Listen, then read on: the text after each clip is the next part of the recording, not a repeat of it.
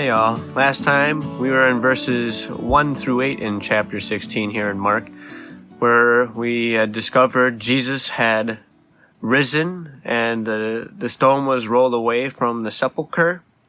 And now Mary Magdalene, Mary the mother of James and Salome, had fled the sepulcher, or to go out to tell the disciples and Peter that Jesus has risen. Today we'll read verses 9 through 14, where there is much disbelief that Jesus has risen, and Jesus, on multiple occasions, reveals himself to people. Starting in verse 9. Now Jesus rose early the first day of the week. He appeared to Mary Magdalene first, from whom he had cast 7 devils. And she went and told those that had been with him, as they mourned and wept. And they, when they had heard that he was alive, and had been seen of her, they did not believe. After that he appeared in another form unto 2 of them, as they walked and went out into the country. And they went and told it unto the others, but they did not believe them.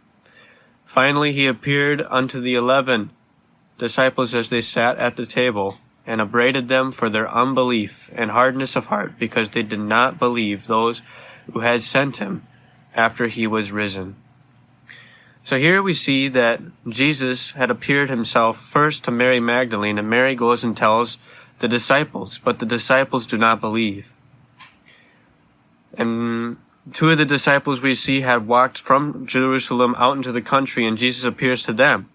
So they go and tell the other disciples what happened, and they still do not believe. So the 3rd time, Jesus shows up himself to the 11 of them sitting at the table, and shows them that he truly is risen, and rebukes them for their unbelief and their hardness of heart.